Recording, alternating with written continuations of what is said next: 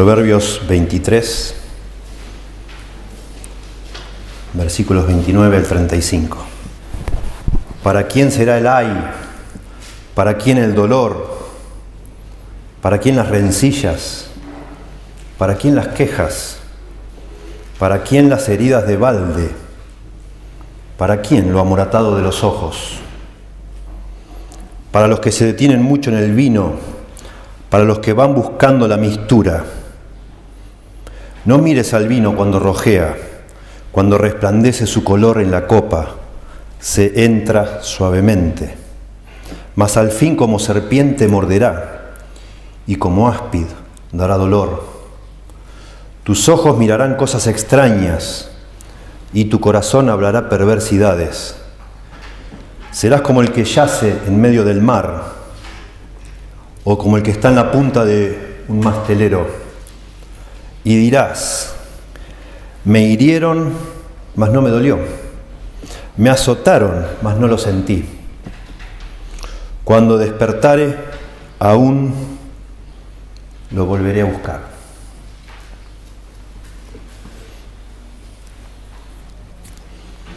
Queremos hablar sobre las adicciones. Quiero hablar sobre las adicciones hoy y los próximos domingos. Y este es un texto impresionante sobre ese tema.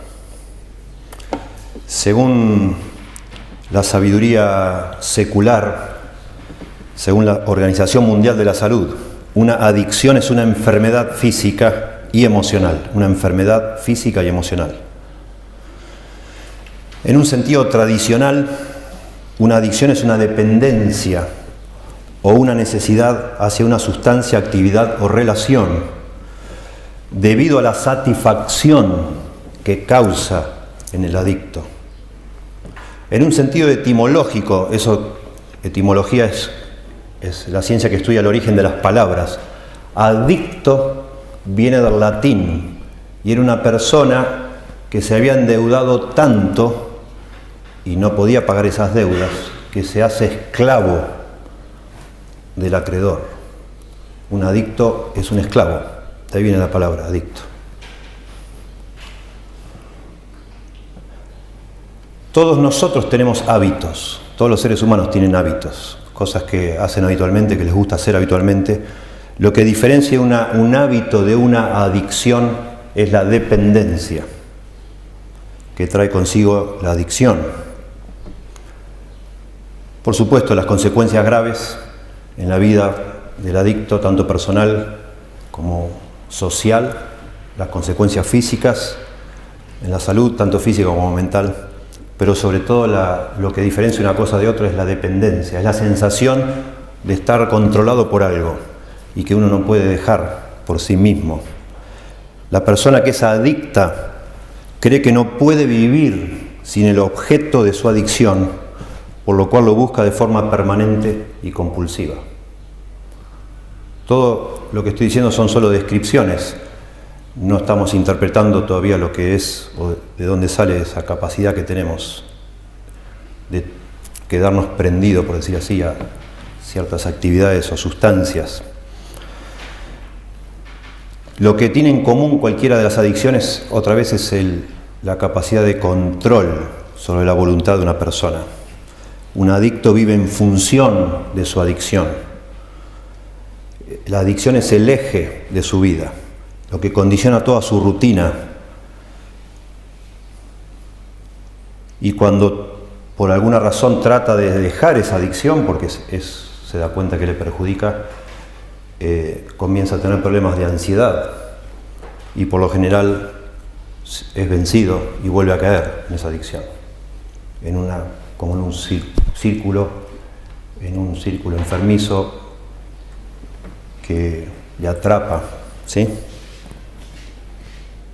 En la actualidad se acepta como adicción cualquier actividad que el individuo sea incapaz de controlar, que lo lleve a conductas compulsivas y perjudique su calidad de vida. Por esa razón la lista de adicciones es casi interminable hoy en día. Si usted busca por internet una lista de adicciones, va a encontrar una lista bien extensa, bien larga. Adicción al alcohol, al cigarrillo, a las drogas, al juego, a la comida, a las compras, a los videojuegos, a internet, al sexo, a la pornografía, al trabajo, al ejercicio físico, a los tatuajes, a mentir, a robar, a dormir, a tomar sol, a las cirugías estéticas, etc. Interesante, vamos a volver a esta lista más adelante, analizando el capítulo aquí de Proverbios.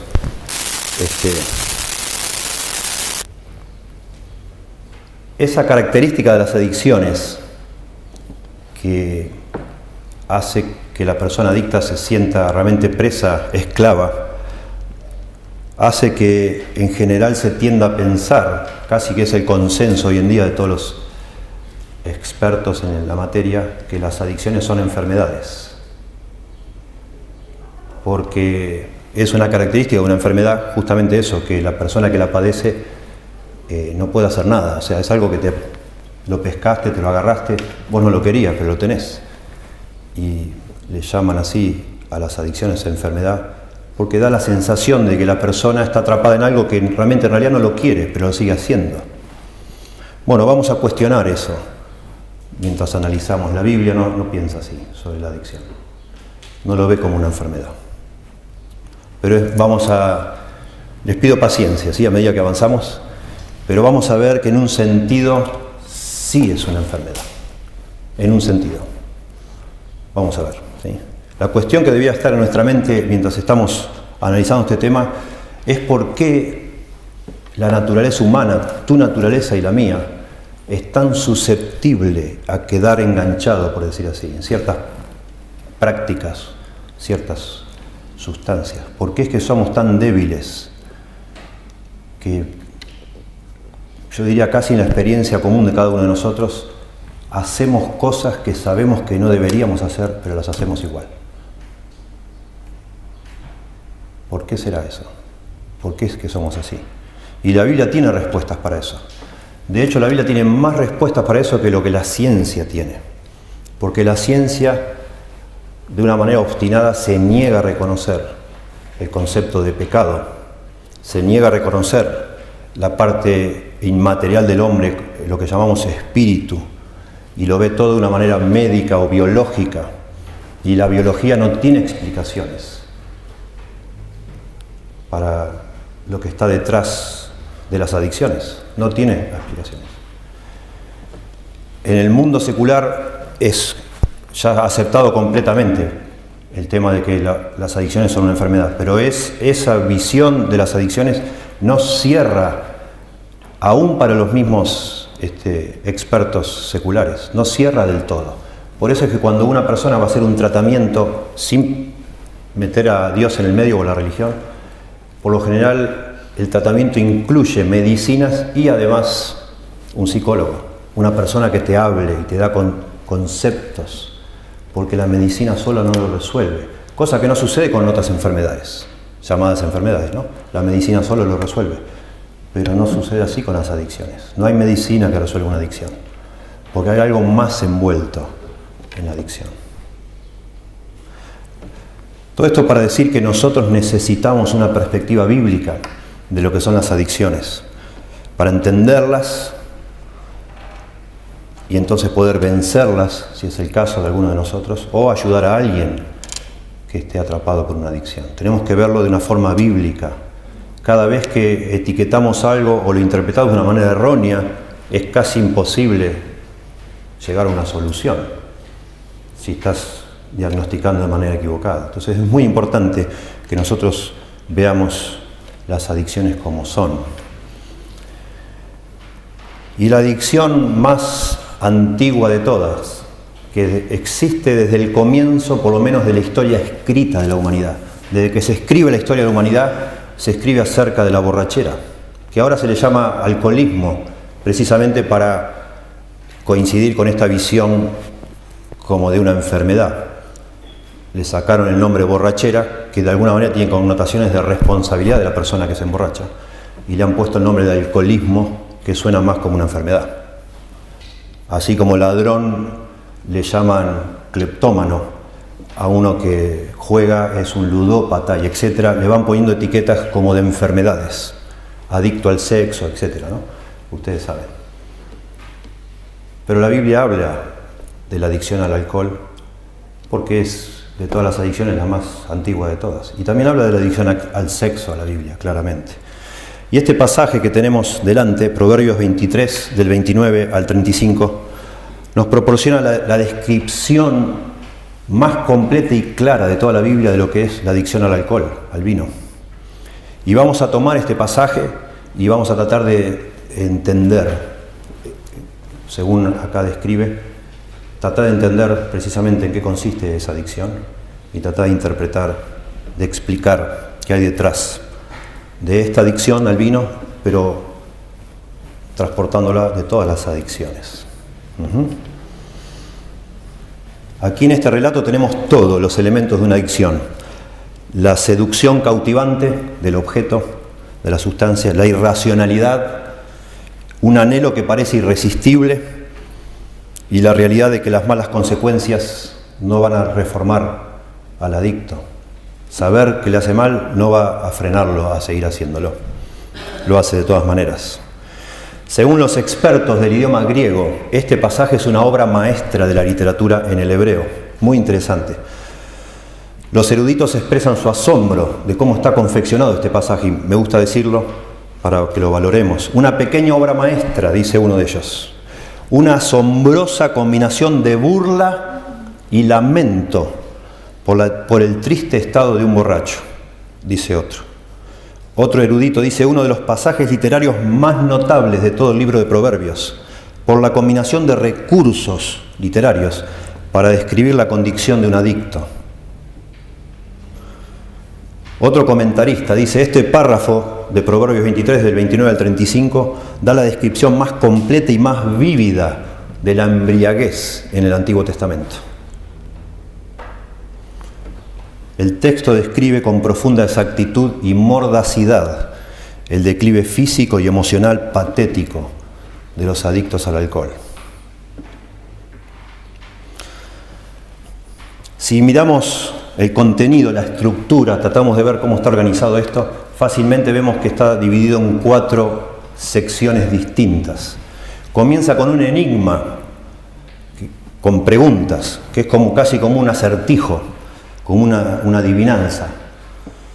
Y después da la respuesta, versículos 29 y 30. Después sigue con una orden, un mandamiento del padre a su hijo, de qué debe hacer con la tentación de la bebida o del alcohol. Y una consecuencia, la consecuencia final. El padre le explica al hijo lo que le espera si sigue persiguiendo la bebida. Después, versos 33 al 34, da una lista de más consecuencias del vino, de la adicción al vino. Y por último termina el verso 35 con una conclusión que es terrible. Va todo como cada vez profundizándose más el problema y termina con algo muy doloroso, que es que realmente la persona adicta, a pesar de todas las cosas que le suceden, a pesar de todo el daño, de todas las consecuencias, lo va a seguir haciendo. Lo va a seguir haciendo. Estas 4 divisiones en el hebreo original se ven de una manera notable y en español están traducidas así por la forma que se usan los pronombres. En las primeras 2 versículos, 29 y 30, se habla de quién, para quién, para quién, para quién.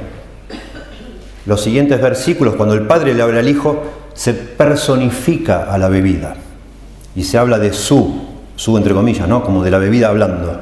Los siguientes advertencias que el padre sigue dando a su hijo están puestas en discurso directo: tú harás esto, tú harás lo otro, tú harás lo siguiente. Y la conclusión, de una manera realmente fuerte, está en primera persona del singular: yo voy a hacer esto, yo voy a hacer lo otro, y termina diciendo: yo voy a volver a tomar. Basado en esa estructura vamos a ver cuatro descripciones para entender las adicciones. En primero vamos a ver las consecuencias desastrosas de la adicción, versículos 29 y 30. En segundo lugar, la responsabilidad personal de entrar en una adicción, versículos 31 y 32. En tercer lugar, el mecanismo enfermizo de una adicción, versículos 33 y 34. Y por último, la esclavitud irresistible de una adicción, verso 35. Entonces vamos a ver lo mismo que acabo de decir en forma descriptiva, lo expreso de otra forma. En primer lugar, versos 29 y 30, vamos a ver que las adicciones traen consecuencias desastrosas. Y lo explica esto de una manera muy poética, usando, como decíamos, una adivinanza, como un acertijo. ¿Para quién será el ay? ¿Para quién el dolor? ¿Para quién las rencillas? ¿Para quién las quejas? ¿Para quién las heridas en balde? ¿Para quién lo amoratado de los ojos? Para los que se detienen mucho en el vino, para los que van buscando la mistura.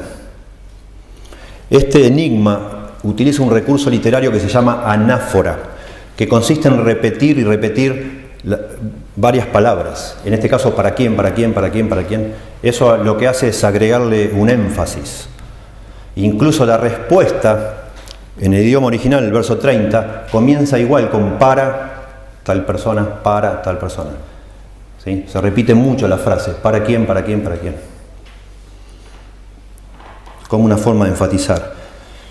Y empieza diciendo, ¿para quién será el ay? Es una expresión en el hebreo, es un grito en el hebreo. Al leerlo no sabemos bien si el grito lo hacen las personas que están mirando al borracho o el borracho. No sabemos bien si las personas están diciendo, ay de este tipo, ay de esta persona, o la persona está diciendo, ay, con una expresión de dolor. Si fuera que las personas están diciendo ay cuando ven al borracho, en la Biblia se usa cuando alguien profiere un ay contra otra persona, eso es una amenaza, es una denuncia. Por ejemplo, los profetas usan mucho eso. Ay de ti Moab, etc. Ay de ti Jerusalén, ay de ti fulano, ay de ti mengano. Es una forma de decir lo que te espera. Si es el borracho que está diciendo ay, en ese caso esto connota desesperación, ansiedad. ¿Se acuerdan de Isaías capítulo 6 cuando dice, ay de mí que soy muerto? Cuando ve al Señor en el trono. Jeremías dice lo mismo, ay ahora de mí, dice Jeremías, que mi alma desmaya a causa de los asesinos. La verdad es que no importa demasiado si lo dicen otros o lo dice él mismo. Por el contexto da la impresión que lo dicen otros sobre el borracho. Porque acá el contexto y lo que sigue van a ver enfatiza las consecuencias, sobre todo sociales, de la borrachera. Después dice, ¿para quién será el dolor? Y la verdad es que en el idioma original hay otro grito ahí, solo que es muy parecido. Es la única vez que aparece en la Biblia y suena como que lo inventó el escritor para que suene muy similar al otro. Es como si dijéramos, ¿para quién será el ay? ¿Para quién será el uy? Diríamos nosotros. ¿Sí? Pero en este caso, este segundo grito sí tiene la connotación de un grito de dolor, un grito de tristeza. Y otra vez por el contexto da la impresión que ese grito lo dan otros, no el que está borracho. Si lo pudiéramos imaginar nosotros, sería una cosa así, porque son muy parecidos los dos gritos. Es como si uno estuviera viendo al borracho y dijera, ¡ay de ti! El primero. Y el otro es, ¡ay! ¡Qué desgracia! Una cosa así, es el mismo grito, pero uno expresa amenaza, ya vas a ver lo que te va a pasar. Y el otro, pobre tipo, ¡qué desgracia! Y el cuadro se intensifica porque ahora dice, ¿para quién será?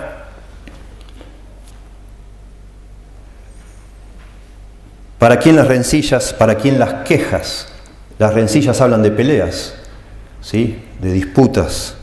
Y las quejas, la palabra quejas se usa para un reclamo por alguien que me ha dañado, que me ha perjudicado, y yo formalmente presento una queja.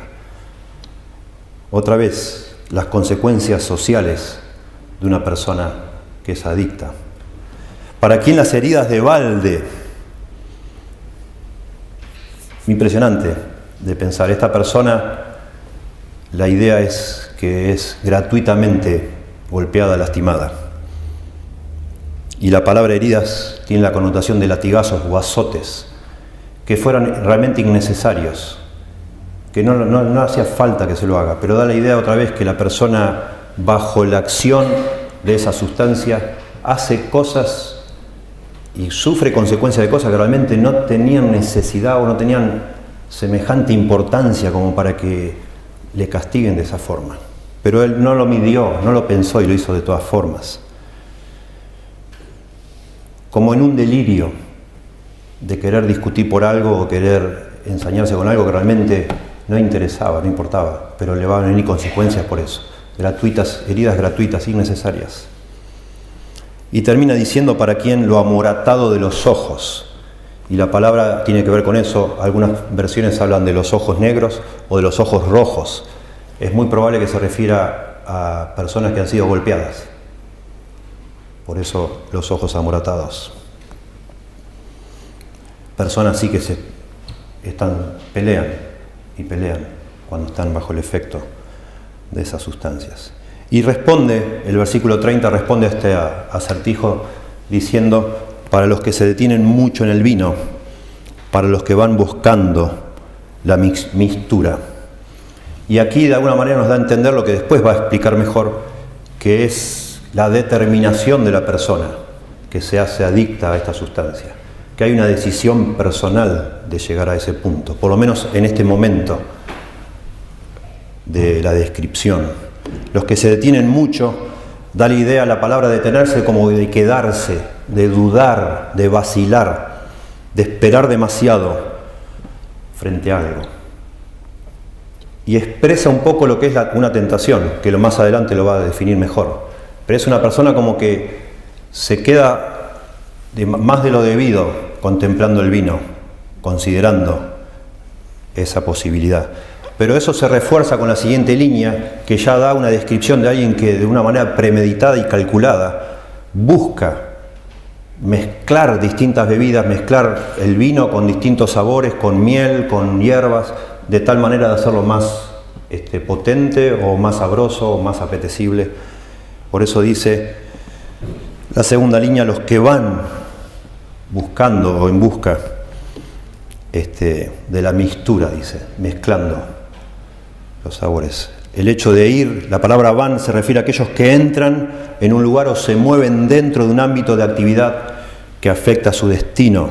Y el hecho de buscar, porque es lo que dice acá, que van buscando, habla de una actividad de investigación diligente, penetrante y difícil, complicada. Una persona que está determinada a hacer eso.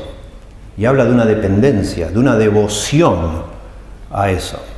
Una persona que está completamente entregada a eso. De tal manera que investiga y todo cómo mejorarlo para que tenga más efecto, para que le sea más satisfactorio. Bueno, esto, clarísimo, esta porción habla de la dependencia al alcohol. ¿Qué de las otras adicciones? Porque queremos hablar en general de las adicciones, no solo del alcohol.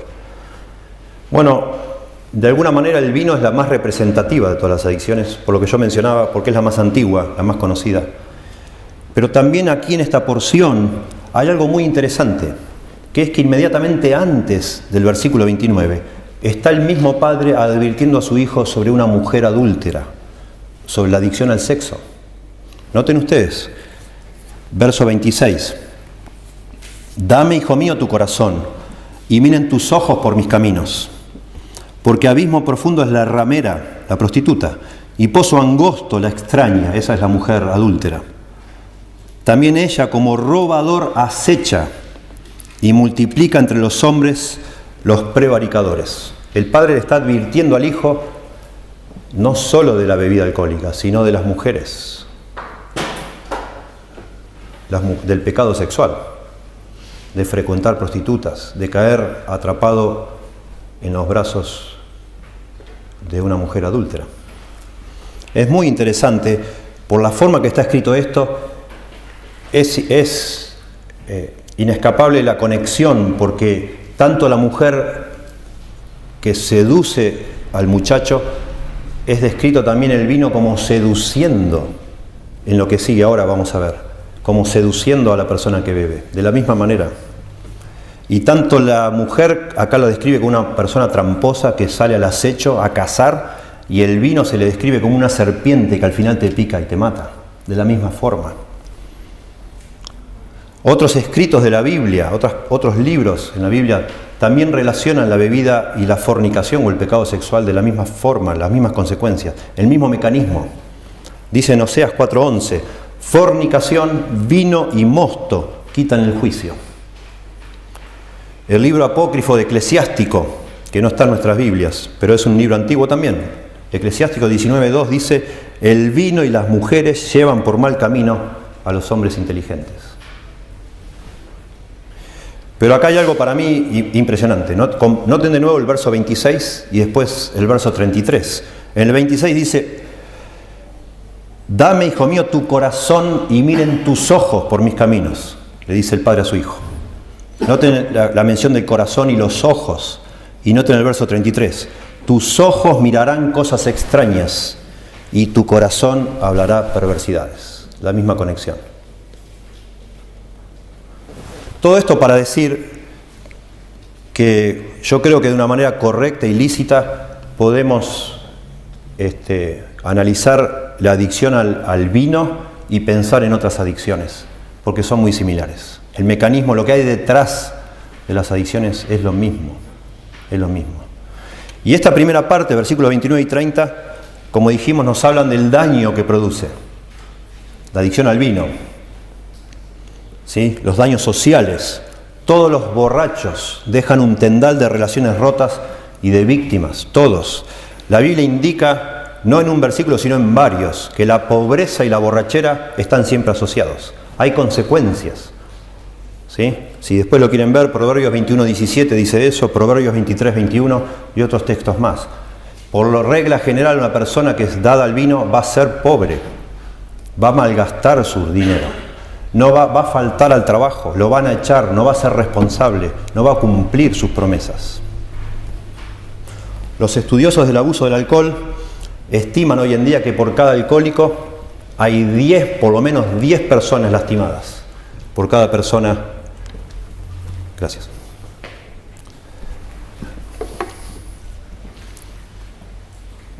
Y no se refiere a que cada alcohólico pelea con 10 personas, a piñas, no.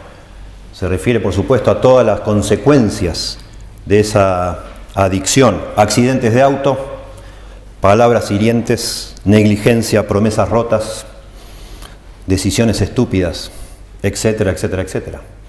Y lo mismo pasa con otras adicciones. Por regla general, un adicto es una persona egoísta. Detrás de la adicción, ahora lo vamos a ver, hay un mecanismo egoísta, una persona que solo piensa en sus deseos. Y eso siempre deja consecuencias. Los adictos inevitablemente siempre lastiman a otros, siempre.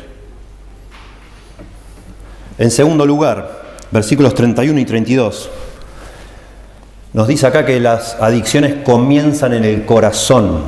Las adicciones comienzan en el corazón del adicto. Noten ahora al padre dándole la orden o un consejo a su hijo en forma de mandato. Dice el padre, no mires al vino cuando rojea, cuando resplandece su color en la copa, se entra suavemente, mas al fin como serpiente morderá y como áspid dará dolor. Decir que las adicciones comienzan en el corazón es decir que el comienzo de cualquier adicción es responsabilidad del adicto. El adicto decide hacer lo que hace. Decidimos nosotros, responsablemente, intencionalmente, a propósito, hacer algo. Y por eso el padre le advierte al hijo, no lo hagas, porque él puede decidir no hacerlo, claramente. Y el padre describe la adicción al vino como una tentación, como cualquier otra tentación. Como el vino tratando de seducir al que lo va a tomar para que lo agarre. Y al final, como de una manera traicionera, lo termina matando al adicto. Yo sé que esto suena fuerte para muchas personas. Tengan paciencia, yo le dije. Ahora después vamos a ver el otro aspecto, donde parece que uno es una víctima. Y es lo que describe acá más adelante. Pero es necesario decir, y es amoroso, es tierno decir que un adicto es responsable de su adicción.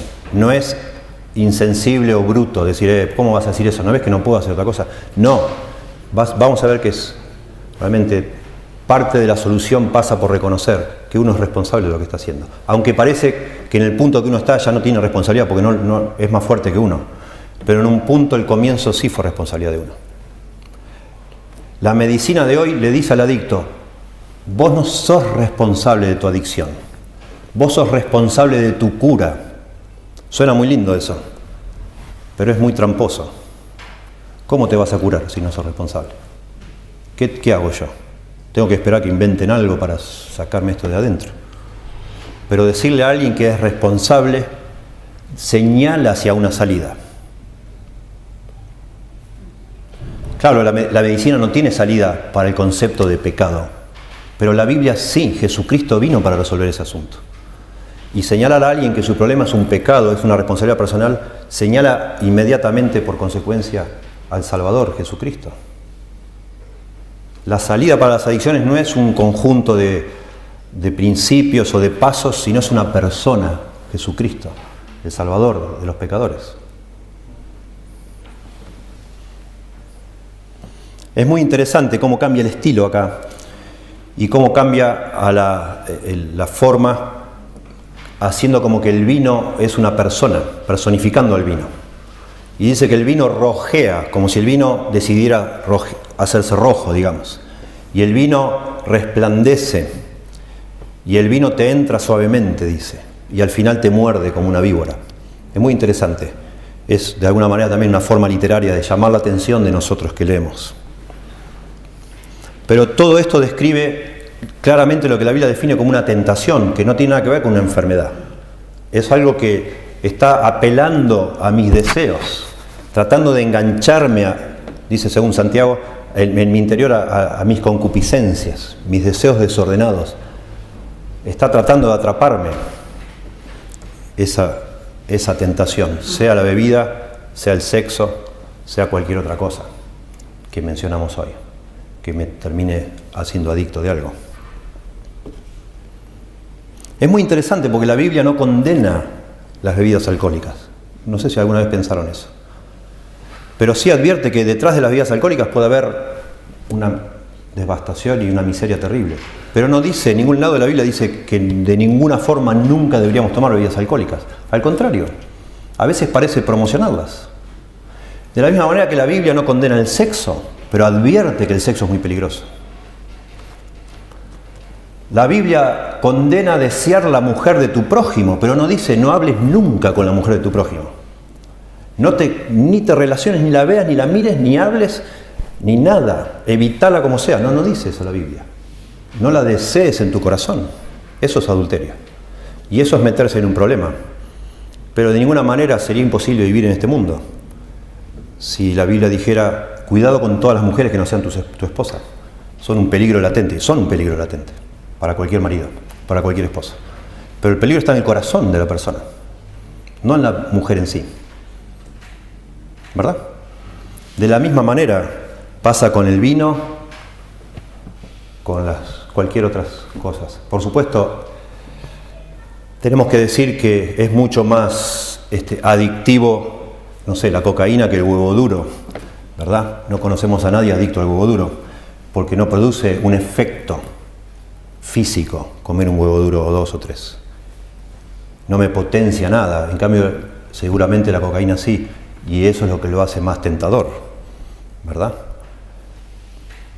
Hay ciertas cosas que son más factibles de producir una adicción que otras, y vamos a ver que hay algo en común en todas las cosas que producen adicción, que es que disparan sensaciones, deseos en una persona, o satisfacen ciertos deseos en una persona, y de una manera inmediata.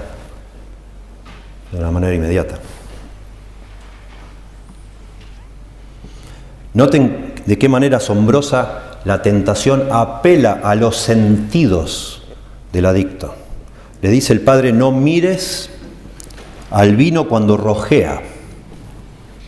Y está apelando a los ojos, obviamente. Y está hablando del color del vino. Pero lo está exagerando, como si el vino rojeara, Otra vez, está hablando una persona asumiendo ya que tiene una debilidad para eso. Porque el que tiene la debilidad le ve ese aspecto, sensual y lo describe acá como el color rojo, y después habla como cuando brilla, dice la siguiente línea, cuando resplandece su color en la copa. En el idioma original es impresionante, porque ese resplandece es cuando te mira, como si el vino te estuviera mirando, y da la idea de como, no sé, el reflejito de la luz, como que parece como una estrellita ahí, como una lucecita, y que como que te está llamando. Dice, no lo mires, no lo mires. Y esto de no mirar es una exageración, es una hipérbole, porque le está hablando a alguien que es tentado por el vino. La verdad que sería ridículo que tomemos esto en forma literal para cada ser humano. La Biblia no nos dice, no mires al vino, te puede hacer mal mirarlo, no nos hace mal mirarlo. Pero a ciertas personas sí les hace mal. A ciertas personas les hace mal ver una ruleta, a otros no nos hace nada, ¿verdad? Y eso es la gran incógnita. ¿Cómo puede ser posible que algunos de nosotros somos débiles y sensibles a ciertas cosas y otros no? No les hace nada, no les afecta en lo más mínimo. Y a otros sí, los esclaviza, los vuelve locos. Bueno, la Biblia tiene una respuesta para eso, ya llegamos. Pero es lo que acaba describiendo, y después de describir las sensaciones a la vista, describe las sensaciones al paladar. Acá lo traduce la Reina Valera, se entra suavemente. Y está hablando de la palabra suavemente, está ahí en el original, como que cae suavemente, y da la idea de como que cae por el esófago suavemente. O sea, no solo le está diciendo el Padre, no lo mires, sino no lo tomes, no lo disfrutes, no lo degustes. Se asume al leer esto que este muchacho, el padre le está diciendo al muchacho, porque sabe que ese muchacho tiene una debilidad con eso, y le dice, bueno, apartate de eso. La forma de resolver esta tentación es no tomar ni la primera copa. Tomar la primera es el principio de todos tus problemas. Alejate, ni lo mires, porque no sos tan fuerte, te va a agarrar, te va a agarrar. Así como dice en la Biblia, aconsejando a los que tienen problema con la adicción al sexo, huid de la fornicación, huid, andá lo más lejos posible, no te enfrentes, no trates de dialogar con una mujer extraña, porque te va a devorar como un bocado de pan, dice la Biblia, Proverbios 7. Aún los más fuertes se los come vivos. Nadie, y sabemos en la Biblia, personas muy fuertes han caído en tentación sexual. David, un hombre increíble, con un carácter increíble. Salomón, el hombre más sabio, según la Biblia, cayó con mujeres. Y te lo ponen como diciendo, bueno, miren, si estos cayeron, ¿vos quién sos? Alejate. En cuanto se te cruza un mal pensamiento con una mujer, alejate de esa mujer. Ni lo sigas, no lo abones, no lo puedes pulsear. Sos muy débil, alejate. Y de la misma manera el Padre está diciendo acá, salí de ahí, salí. Y trata de convencer al Hijo diciendo el fin de lo que le espera, porque claro, la tentación siempre se presenta como algo precioso, pero el fin es el problema. Y acá lo dice, mas el fin, verso 32, al fin, como serpiente morderá y como áspid dará dolor. Al fin se refiere al resultado final de mirar el vino. El resultado final para una persona que es débil hacia eso es que te va a matar. Y otra vez personifica al vino como si fuera una serpiente que va a picarte, te va a morder. Y las palabras en el hebreo son distintas, y la segunda habla de un áspid, es una víbora venenosa, que te va a picar y es una picadura mortal. Y otra vez esto es una comparación que enfatiza lo mortal que es el fin de una adicción, pero también lo traicionero, lo silencioso, porque una serpiente es silenciosa. Una serpiente parece que no inofensiva, pero no lo es. Es astuta. Y así es. Así son las adicciones. Siempre caemos en una adicción pensando, bueno, yo tengo control de esto. Yo entro y salgo cuando quiero. Esto no le va a hacer mal a nadie. Esto es algo secreto entre yo y esta adicción. Y entro, toco y me voy. Disfruto algo y salgo. No. Es mentira. Te va a atrapar. Te va a enroscar y te va a matar. Déjenme, antes de seguir analizando el texto, hacer la discusión realmente que necesitamos hacer sobre este tema, y es la relación que hay entre el pecado y la adicción.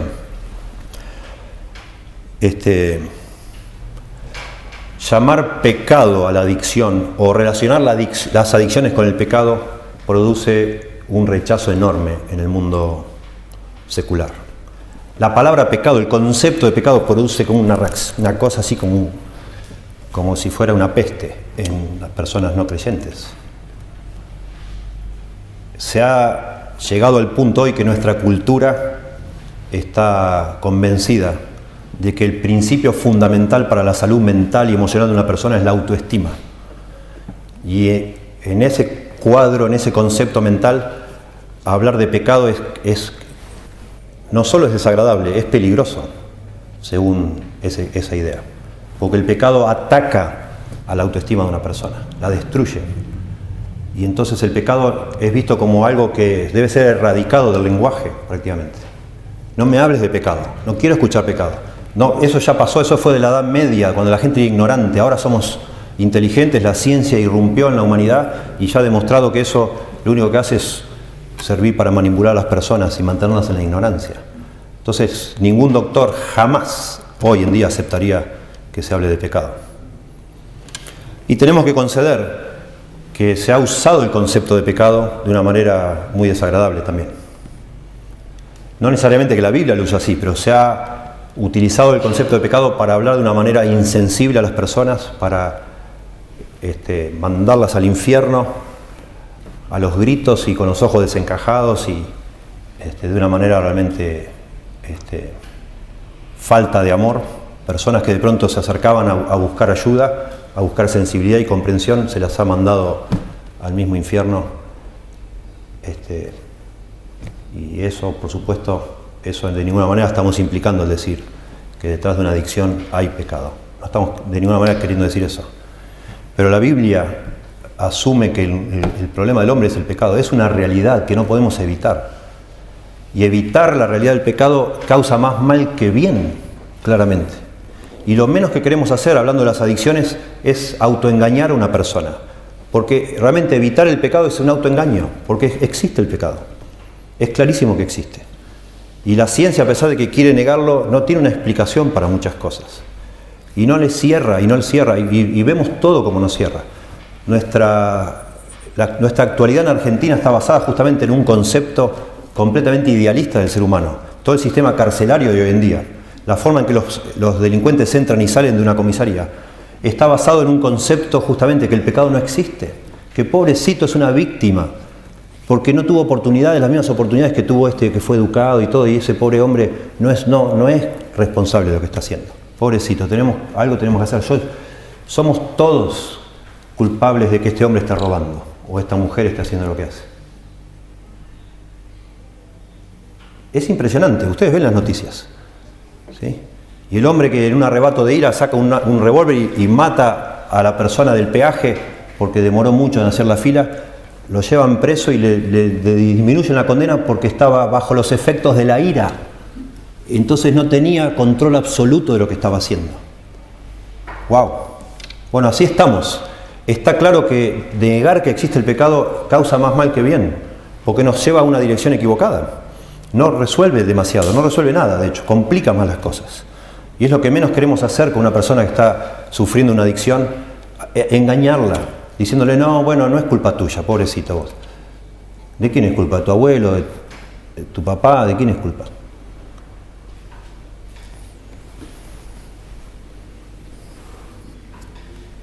Miren, y digo esto no para convencerles a ustedes, sino pensando que esto se graba y algún día alguien lo escuchará, quizá googleando, pondrá la palabra adicciones y capaz que salte y lo ve alguien que piensa como yo estoy diciendo en este momento. Miren, podríamos empezar como en una forma inductiva a hablar de pecado. Está claro aún en medio de la sociedad en la que vivimos que si yo o una persona lastima a otro en forma intencional, está, podríamos decir, pecando contra esa persona. En otras palabras, quebrantar lo que llamamos nosotros la regla de oro, no hacer a los demás lo que no nos gusta que nos hagan a nosotros, es pecado. Está mal. ¿Sí? Las personas que no les gusta pensar en pecado sí se ponen como locas y sí quieren justicia cuando, por ejemplo, ven de un adulto que abusa de un menor. Porque hay algo que te dice, no, eso no está bien, eso está mal y debe ser castigado. Entonces, de alguna manera, empezando por ahí, es, si se quiere, hasta razonable pensar que existe tal cosa como pecado. Pero la Biblia va más allá.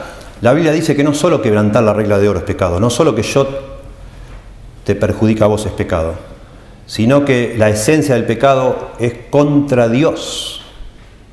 Y ahí está el problema. Y ahí está lo que causa un rechazo muy grande. Porque la Biblia define pecado como quebrantar la ley de Dios. Y reconocer la existencia del pecado automáticamente implica reconocer que existe Dios y que Él tiene derecho sobre su creación, sobre mí, sobre usted. O sea que Él es el amo. Y en una forma clarísima, pecar en un sentido sería, en lugar de ponerme yo bajo la autoridad de Dios, es ponerme yo a la altura de Dios, haciendo lo que yo quiero, no lo que Dios dice. Y eso es pecado. Eso es pecado. Y si eso es pecado, no solo la Biblia dice que todos nosotros pecamos mucho más de lo que somos conscientes. Llama la Biblia pecado a muchas más cosas que nosotros llamamos pecado. Vivimos pecando nosotros, puesto en relación a Dios. Pero la Biblia va mucho más allá de eso. La Biblia dice que el principal problema nuestro es el pecado. El principal problema de un ser humano es el pecado. Y aún nosotros que leemos la Biblia y que somos cristianos, aún nos cuesta reconocer eso. Si yo le preguntara, si alguno de ustedes conversando, se preguntara, bueno, ¿cómo te fue la semana pasada? ¿Cuál fue tu problema esta semana que pasó? Probablemente uno diría, no, se me rompió el auto, tuve problemas en el banco, tuve problemas de salud, con mi señora, con mis hijos, tengo una gotera en el techo, lo que sea. Diríamos una serie de cosas. Pero realmente nuestro principal problema la semana pasada fue nuestro pecado, según la Biblia. Ese fue el principal problema mío la semana pasada, que yo pequé. Y que vos pecaste, ese fue tu principal problema.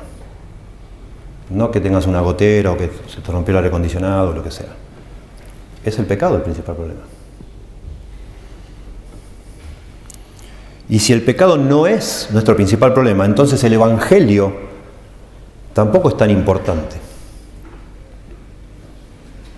Si el pecado no es el problema principal de cada ser humano, entonces la muerte de Cristo en la cruz tampoco es el evento principal en la historia de la humanidad. Es así. ¿Cuál es entonces el principal problema de un adicto? Es el pecado. Pero es también nuestro principal problema. ¿Del que es adicto o el que no es adicto? El principal problema nuestro es el pecado. Claramente.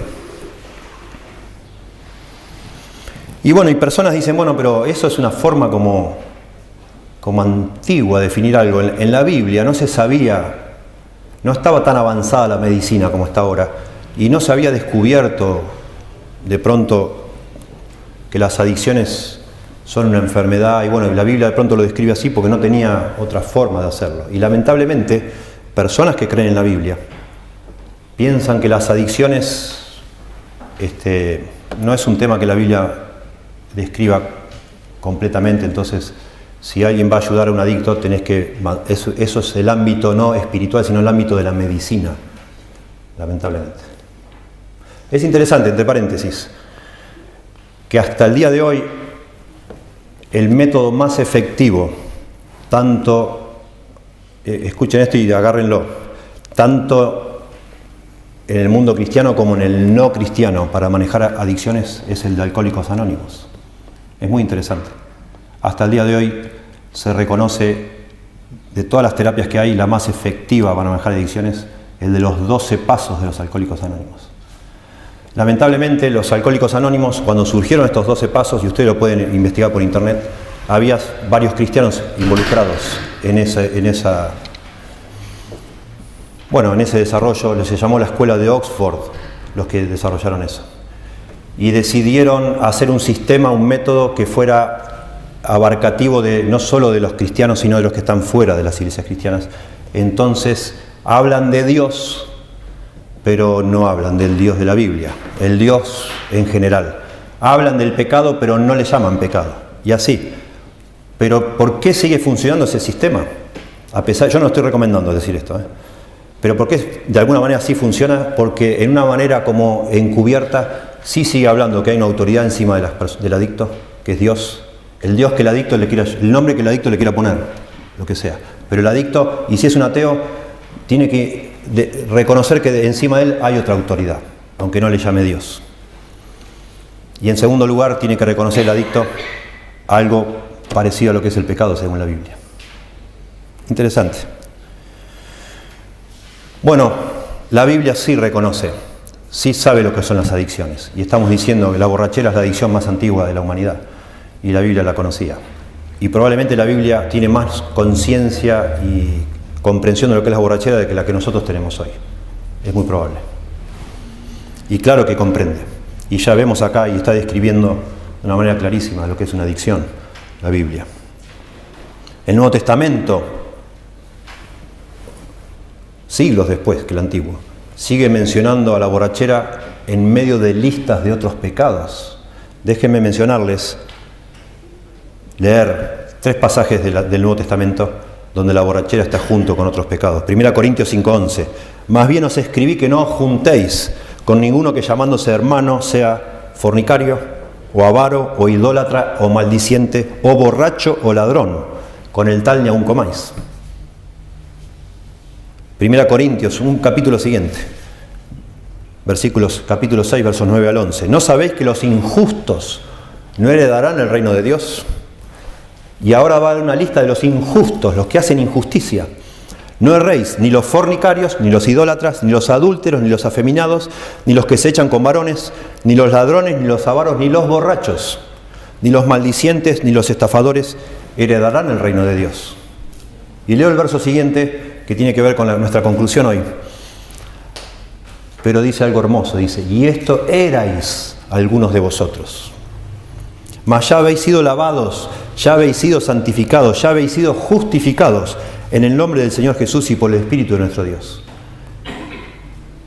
Le está diciendo Pablo a los miembros de la iglesia de Corinto que muchos, le está diciendo primero claramente que los borrachos, los que practican el hábito de la bebida, no van a entrar en el reino de Dios, porque son injustos, son pecadores tanto como los avaros, los envidiosos y cualquier otro pecado que se mencione aquí. Pero dice, y esto erais algunos de vosotros, pero ya fueron cambiados, ya fueron transformados por el Señor Jesús.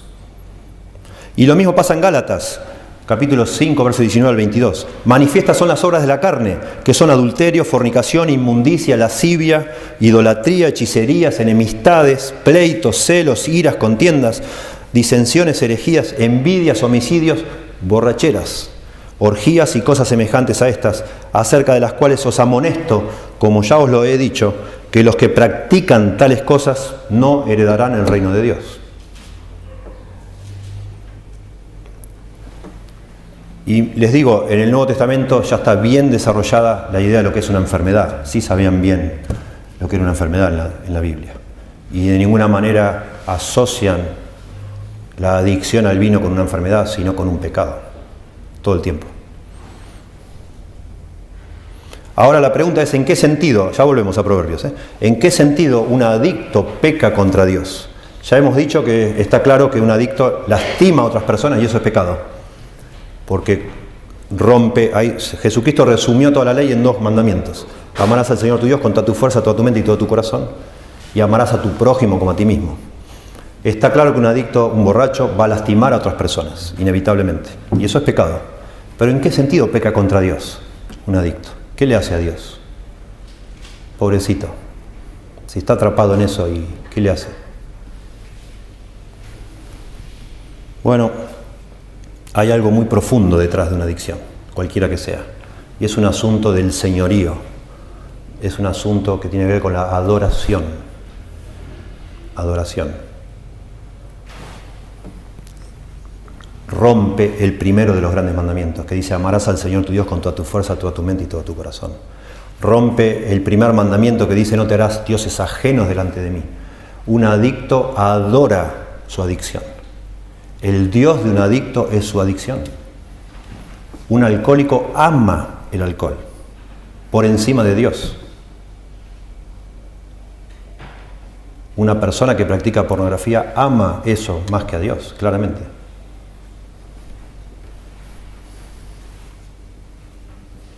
Es un tema espiritual, muy serio, muy serio. Y por eso es importante, otra vez, si va a haber un cambio verdadero, es interesante, según la ciencia, realmente un alcohólico nunca va a dejar de ser alcohólico. Siempre lo va a ser. Bueno, según la Biblia, esto erais algunos de vosotros, mas ya habéis sido lavados, ya habéis sido santificados. Se puede dejar de ser un adicto, pero para eso hay que llegar a la raíz, al fondo del asunto, al corazón de la adicción. Y el corazón es un asunto de adoración. ¿Quién es el Señor de tu vida? Y la única forma de liberarse de la adicción es rendirse ante el señorío de Dios sobre la vida de uno. Algo que sospechan los alcohólicos anónimos, y por eso en sus pasos, el primer paso de eso se trata. Después búsquenlo y léanlo. Quizás en las próximas semanas les mencione los 12 pasos según ellos, pero claramente la clave de los alcohólicos anónimos es que la persona adicta, de ahí sacaron los obesos anónimos, no sé, lo que sea, el ALSEC, contra el tabaquismo, contra cualquier adicción, se toman de esos 12 pasos y le cambian las palabras, pero se basan en lo mismo. Y el primer punto es reconocer, rendirte ante otra autoridad superior a vos, porque es un tema de señorío. Porque la vida no se trata de hacer lo que yo quiero, lo que a mí me gusta, sino lo que Dios dice. Y ahí es donde tiene que actuar el arrepentimiento de una persona. Ahí es donde hay que doblegarse. Y ahí es donde comienza el verdadero cambio. No en dejarse la bebida y es imposible. El problema está dentro de uno, no en la bebida.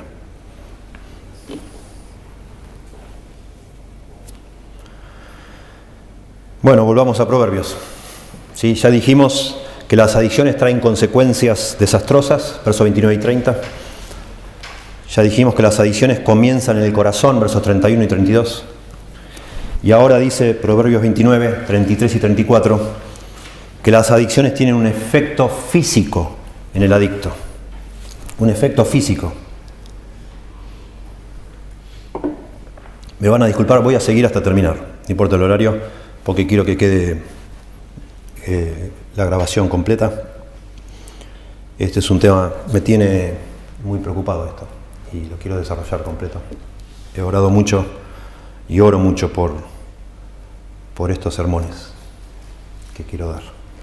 Dice Proverbios 29, 33, tus ojos mirarán cosas extrañas, le dice el Padre al Hijo, y tu corazón hablará perversidades.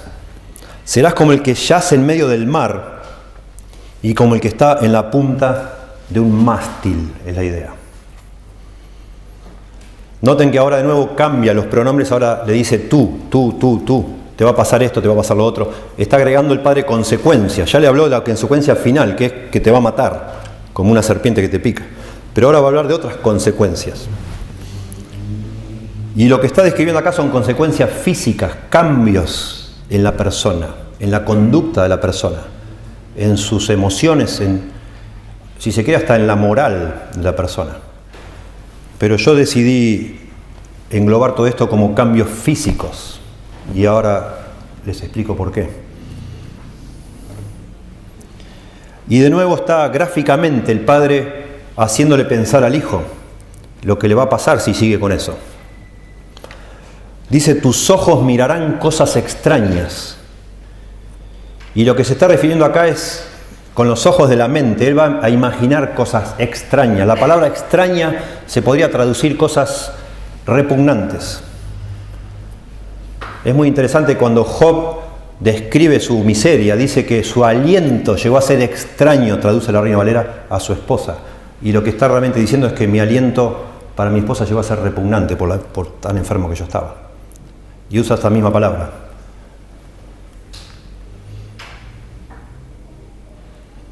Una persona bajo los efectos, en este caso, quizás no se... Por supuesto, no se traslada esto a todas las adicciones. A la persona que tiene adicción a comprar cosas, no va a haber cosas extrañas, ni va a tener alucinaciones, está claro. Pero podríamos decir a las personas que tienen adicciones a las drogas, al alcohol, sí les va a pasar esto. ¿Sí? Y está hablando de una persona, de alguna forma, que va a estar ajena a la realidad. Va a estar como en otra frecuencia, en otra dimensión, en otro mundo. Y tu corazón, dice, y esto es impresionante, tu corazón hablará lo que es perverso. Y otra vez acá viene el tema del corazón. El corazón va a empezar a pensar cosas perversas. Y está refiriéndose a que la intoxicación en realidad es una locura. Y en lugar de ver las cosas como realmente son, distorsiona todo.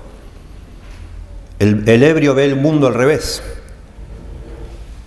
Todo trastornado. La Nueva Versión Internacional traduce este versículo diciendo: tus ojos verán alucinaciones y tu mente imaginará estupideces. Me gustó eso. Tu mente imaginará estupideces. Y ahora el hombre sigue describiendo estos efectos y lo hace de una manera muy gráfica, hablando como una persona que está durmiendo en alta mar. Dice el verso 34: serás como el que yace. La idea de yacer es dormir, como el que duerme en medio del mar. Dice el medio del mar o en lo profundo del mar, pero se está refiriendo a la zona del mar que no se ve desde la costa, que es donde las olas son más grandes, donde más picado, digamos, donde más se mueve todo. Y la idea es otra vez de una persona durmiendo ahí, es como completamente, se refiere por supuesto al movimiento, a la persona que ha perdido la capacidad física de mantenerse erguido, estable, pero está durmiendo, está en otro mundo, está en otra cosa. Y después, para intensificar esta idea, vuelve a hablar de la palabra dormir, que no lo traduce la Reina Valera, pero dice como el que está en la punta de un mástil. Está durmiendo la idea. Es la idea de que una persona está arriba del barco. La anteriormente también estaba en el barco. Acá lo que pasa, de una forma poética, parece que está durmiendo en el fondo del mar. Imposible dormir en el fondo del mar, te ahogás. No lo prueben. No se puede. Es obvio que está hablando de dormir en un barco en el medio del mar. Pero todavía más. Está durmiendo en el canastito que está en el mástil del barco, que se mueve todavía más. Es donde más se mueve.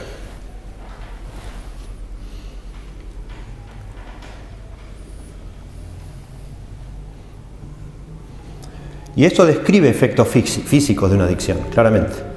En este caso, la adicción al alcohol ofrece a la persona que se engancha con eso, ofrece escaparse de la realidad.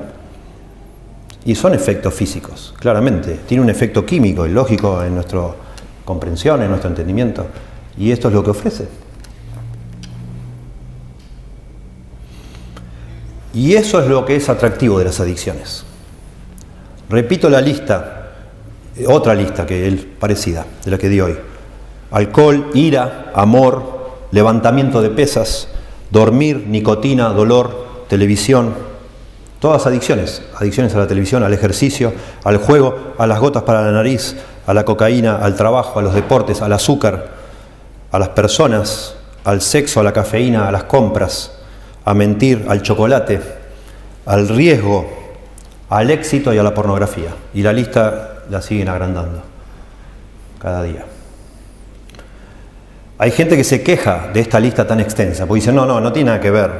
No se puede comparar la adicción al chocolate con la adicción a la cocaína, qué ridículo.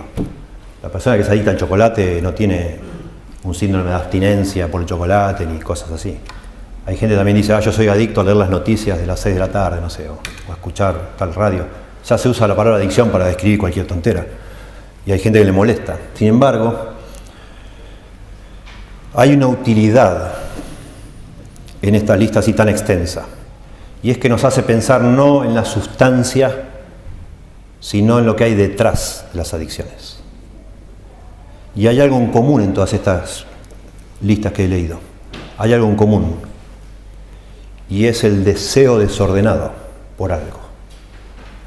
Nadie puede decir que el chocolate sea malo, el azúcar sea malo, levantar pesas sea malo, hacer compras sea malo. Podemos decir que la cocaína es mala, está claro. Que la pornografía es mala, está claro. Pero no lo otro. Pero lo que tiene en común es que incluso algo que es bueno en sí mismo se transforma en algo malo cuando yo lo deseo de forma desordenada. Y ahí está uno de los secretos en qué consiste una adicción, que es un deseo desordenado por algo.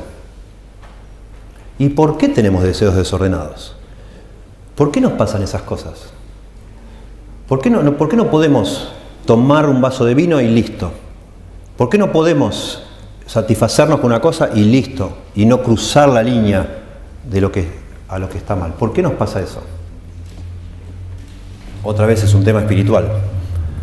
Tiene que ver con nuestra adoración, con nuestro corazón, con las esperanzas que ponemos en algo. Y especialmente, si usted mira de nuevo esta lista, todas estas cosas ofrecen satisfacción inmediata. Piense por un momento. Todos estos son estímulos, pero son estímulos instantáneos. No hay nadie que sea adicto a las vitaminas, porque las vitaminas demoran meses en hacer efecto. Y lo que se busca con una adicción es un efecto ya.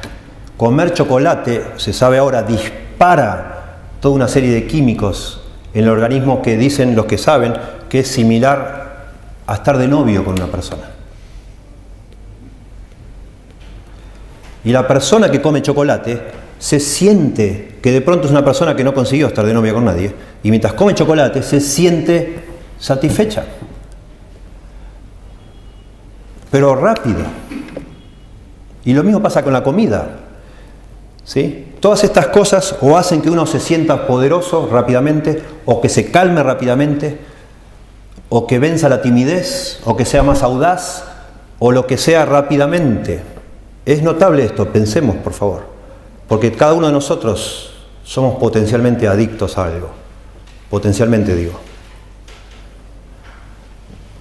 Y eso es posible porque cada uno de nosotros, por nuestro corazón, buscamos de alguna forma satisfacer algunas necesidades, y cuando no lo hacemos en Dios, lo vamos a buscar en otra cosa, o en las cosas que Dios ha establecido que sean normales y naturales para una persona. Y terminamos, como dice Romanos 1, cambiando, y en lugar de adorar al Creador, adoramos a las criaturas o a la creación, a cosas que Dios ha hecho. Y buscamos experiencias corporales, y vamos a seguir con este tema. Le llama la Biblia las pasiones, epitumía en griego, los deseos. ¿De dónde vienen las guerras y los pleitos entre vosotros? No es de vuestros deseos que combaten en vuestros miembros, dice Santiago. Hay algo dentro nuestro que hace esos deseos descontrolados que hacen que nosotros de alguna manera nos prestemos a este juego seductor de ciertas cosas.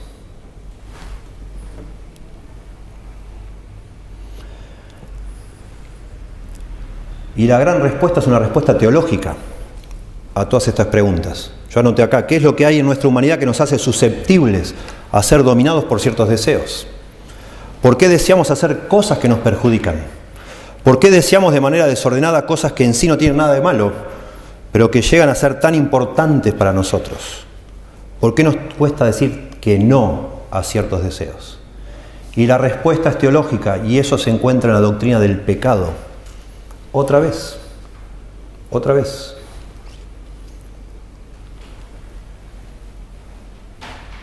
Y lo vamos a ampliar. Volvamos ahí para terminar en Proverbios 23-35. Dijimos ya que las adicciones traen consecuencias desastrosas, versículos 29 y 30. Comienzan en el corazón, 31 y 32. Tienen un efecto moral en el adicto. Moral, digo yo, pero había dicho un efecto físico y moral, las dos cosas. Versos 33 y 34. Y por último, las adicciones conducen a una esclavitud irracional. Verso 35, noten lo que dice acá. Y dirás. Y ahora, realmente en el hebreo original no dice y dirás. La mayoría de las traducciones en español le agregan y dirás, y algunas en inglés también, para suavizar la transición, porque sonaría muy raro, porque venía hablando de tú, y de repente en el verso 35, el que está hablando ahora es el muchacho ebrio.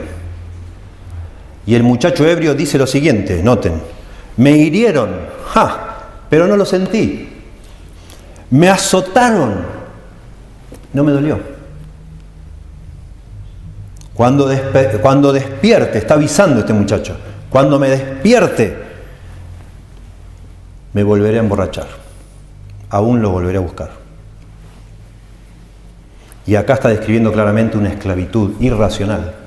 Esta persona se está jactando, se está burlando, se está riendo, diciendo, ¡ja! Mientras estaba borracho, me pegaron, pero no me dolió. Me dieron una paliza terrible, pero no sentí nada. Mirá las cosas que yo hago. Y cuando me despierte, voy a volver a tomar. Y está describiendo triste, es muy triste esto, pero está describiendo una persona que ya está esclavizada, atrapada, con su hábito. Terrible, ¿no? En este pasaje, dice un comentarista, se describe más que solo la bebida de la noche y la resaca de la mañana. En este pasaje se describen los efectos cada vez más degenerativos, tanto físico como mental, del bebedor habitual y del alcohólico. Se va arruinando. Dicen en la jerga de hoy, se le va limando la cabeza. Se le va limando. Se lo va arruinando. Y lo mismo pasa con otros hábitos, la pornografía, etc. Yo estoy seguro que detrás de una persona que se abusa de un menor, detrás de una persona que es capaz de emboscar a otro y violarlo, detrás de alguien que va a frecuentar un travesti o cualquier cosa así, hay pornografía. Se le va limando la cabeza, al punto de una persona es capaz de desear cosas que no se pueden ni entender humanamente, son anormales completamente, son inconcebibles. Pero va degenerando el hábito, va degenerando y al final una persona termina deseando cosas que realmente son repulsivas, son asquerosas. Terrible.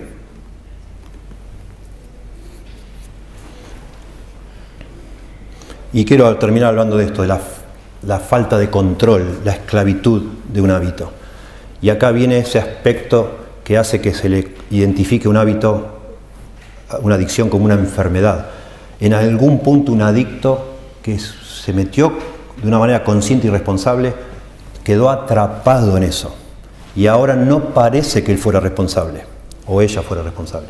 Parece que hay algo más fuerte que esa persona que lo obliga a hacer lo que no quiere. Y se da cuenta de las consecuencias porque no le dolió cuando le pegaron la paliza mientras estaba borracho, pero cuando se despierta sí le va a doler. Sí le faltan los dientes o lo que sea que le pase.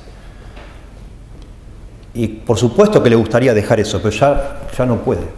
Ya siente que no puede, está completamente atrapado. Y ahí es donde parece insensible decir, no, sos responsable. ¿Qué voy a ser responsable? Si he tratado 1000 veces de dejar y no puedo.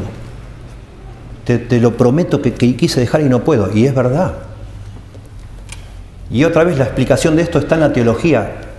Y lamentablemente a veces nosotros que conocemos la Biblia hemos descuidado este aspecto del pecado. La Biblia dice que el pecado es esclavizante. El pecado nos va envolviendo, cualquier pecado que sea que se practique repetidamente y se te forma un hábito y no lo largas más. Entre comillas, estoy exagerando. Sí, gracias a Dios puedes largarlo. Pero parece que no se puede, ¿verdad? Y acá hay una tensión, tanto para el modelo teológico, llamémosle, de ver la adicción como un pecado, como el modelo médico de ver la adicción como una enfermedad. Ver la adicción como un pecado parece que no encaja justamente cuando una persona está haciendo algo que no quiere hacer. Y desde el punto de vista médico también, porque no es lo mismo un virus. El virus uno se lo agarra, pero uno no quería agarrárselo. Y después que se lo agarra, se lo quiere sacar. Y va a la farmacia y se toma la medicación, toma el antibiótico y listo. Pero la adicción uno se lo agarra y después le gusta. Con ninguna enfermedad pasa eso. Después de que se lo agarró, quiere seguir con eso. ¿Y cómo explica eso un doctor? No lo puede explicar. Porque lo quieren curar, lo llevan ahí, lo internan, lo sacan, lo llevan a la mejor clínica, a los médicos, todo, y sigue después.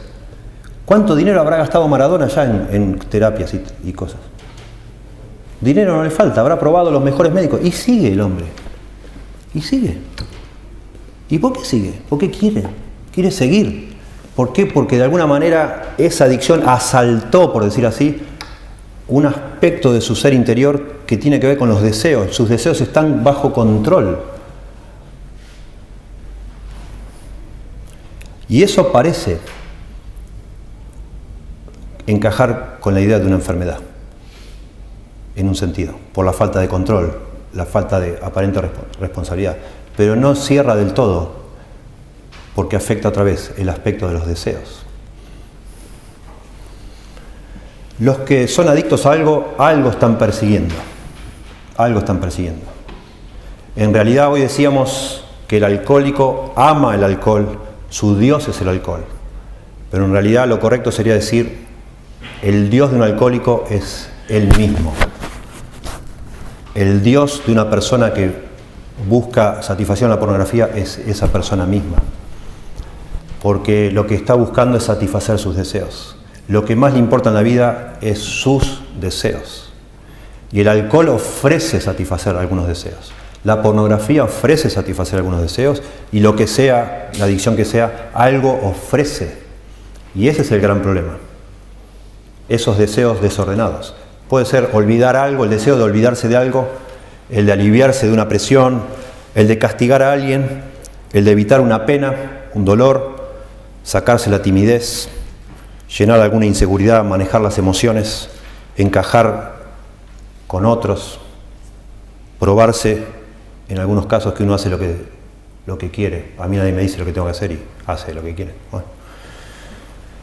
Y luchar con la soledad puede ser, o lo que sea, puede ser una lista enorme. Pero eso realmente es lo que está controlando a la persona. Y eso es lo que, en un sentido, explica algo de esta esclavitud. Un adicto prefiere seguir con esa esclavitud, pero satisfacer ese deseo, que ser libre de esa esclavitud y ya no poder satisfacer ese deseo. Y eso es una descripción terrible de lo que es el pecado. Eso es el pecado. El pecado es lo que tiene esa capacidad. Escuchen, para terminar, la descripción tanto de Jesús como del apóstol Pablo de lo que es el pecado. Juan capítulo 8, verso 34. Juan 8, 34.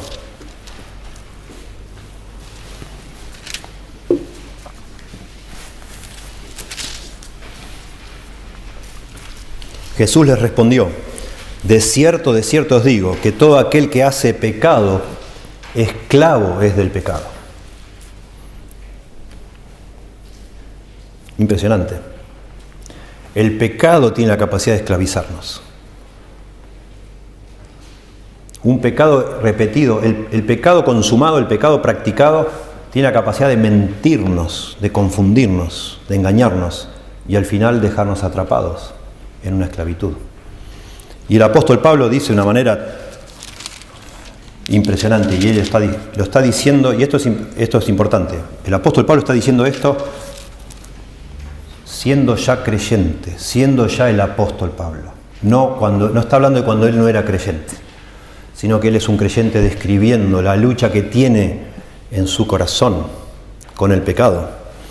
Romanos capítulo 7, verso 15 y verso 17, dice el apóstol Pablo, porque lo que hago no lo entiendo, pues no hago lo que quiero, sino lo que aborrezco, eso hago. Romanos 7:15. Lo que aborrezco, eso hago, dice Pablo.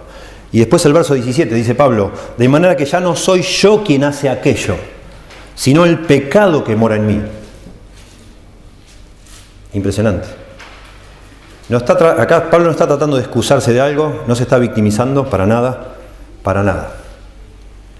Está explicando lo que llamamos nosotros la santificación progresiva, que a pesar de haber sido salvados del pecado, todavía el pecado mora en nuestro corazón y todavía conserva su capacidad de controlarnos. Tenemos que tener mucho cuidado. Y el capítulo 8 de Romanos responde a toda esta angustia, porque termina el capítulo 7 diciendo, ¡ay de mí, miserable de mí! ¿Quién me librará de este cuerpo de muerte? Y comienza el capítulo 8 a hablar del Espíritu Santo, y que el Espíritu Santo viene a nuestro auxilio para librarnos de esa esclavitud. Nosotros no podemos cambiar nuestras inclinaciones. Decir que una adicción, de una manera simplista, que una adicción es es pecado, es el producto del pecado y nada más, en el sentido, viendo el pecado como algo que uno hace a propósito, calculado, una desobediencia calculada, digamos así. Erra en el blanco en el sentido de que una persona que ve ese aspecto del pecado nada más, cree que dejar una adicción es tan simple como decir, bueno, no lo hago más, listo. A partir de mañana se acabó. No, imposible. Porque es necesario cambiar los deseos. Y yo no cambio mis deseos solo con decir, bueno, a partir de mañana ya no me va a gustar más esto. ¿Cómo lo hago?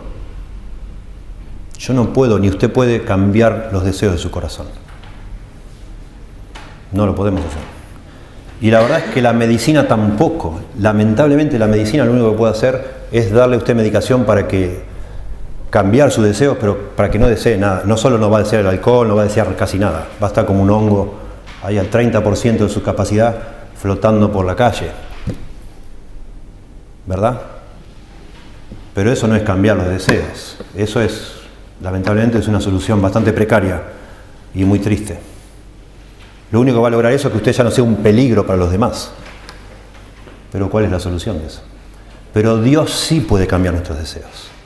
Y esa es la gran esperanza que hay, y por eso es que llamarle pecado a la raíz de nuestra adicción, si es que somos adictos a algo, es una bendición, es lo mejor que le podemos hacer a una persona. Porque Dios sí puede cambiar. Es notable que Dios dice que el Espíritu Santo que Él iba a enviar a este mundo, lo iba a enviar para que convenciera al mundo de pecado. Porque necesitamos que nos convenza de pecado el Espíritu Santo. Porque mientras no vemos nuestro pecado, andamos a tientas sin encontrar una salida y una solución. Y cuando el Espíritu nos convence de nuestro pecado, nos lleva ahí a la puerta de caer de rodillas arrepentidos. No contestes. Eso no es importante. No, está bien, te digo. Porque estoy hablando de algo muy serio. El Espíritu Santo, cuando nos convence de pecado, nos lleva al punto de caer de rodillas ante el Señor, de arrepentirnos y de recibir de Él la salvación de nuestros pecados. Y eso incluye también la liberación de la esclavitud. Por eso Pablo llega a decir, y esto erais alguno de vosotros. Todos los listas de eso que leímos, y ahí estaba incluido la borrachera. Pero ya habéis sido librados, ya habéis sido santificados, ya habéis sido justificados en el nombre de nuestro Señor y por el Espíritu de nuestro Dios. ¿Sí? Y eso es el primer paso para salir, es arrepentirse delante de Dios. Es reconocer que la raíz de todo esto es un deseo desordenado. Y ese deseo desordenado se llama idolatría. Estás buscando en cualquier otro lado lo que solo Dios te puede dar. Pero Dios te lo da sin la esclavitud, digamos, sin las consecuencias, sin el dolor, sin la muerte, al contrario. ¿Sí? Oremos. Señor, damos gracias por tu palabra y gracias sobre todo por Jesucristo, porque vino para resolver el problema del pecado, Señor. Somos cada uno de nosotros pecadores, somos cada uno de nosotros completamente débiles, somos necios y rebeldes, y por eso es que buscamos por cualquier parte menos en ti satisfacer los deseos de nuestro corazón, de nuestra alma. Te ruego, por favor, Dios, que nos ayudes a ver la realidad de nuestra vida, de nuestro corazón, y eso nos lleve a los pies de la cruz, que podamos arrepentirnos, Señor. Y ruego si alguno de los que está escuchando esto está atrapado en la esclavitud de las adicciones, de cualquiera que sea, que se arrepienta, Señor. Que el Espíritu Santo le convenza de pecado, penetre su corazón por medio de su palabra y se pueda arrepentir hoy, en este momento, Señor. Y ruegue, clame por salvación a Jesucristo. Y que tú le salves, Señor, por favor, y le liberes de lo que sea que le esté controlando. Y mañana y pasado y le sigas ayudando, Señor, a satisfacer el corazón, Señor. Te damos gracias por Jesús, te pedimos perdón por nuestra rebeldía y rogamos tu ayuda, Señor, con mucha humildad, con realmente desesperación. Por favor, ayúdanos, Señor, en nuestra humana debilidad. Te lo rogamos en el nombre de Jesús. Amén.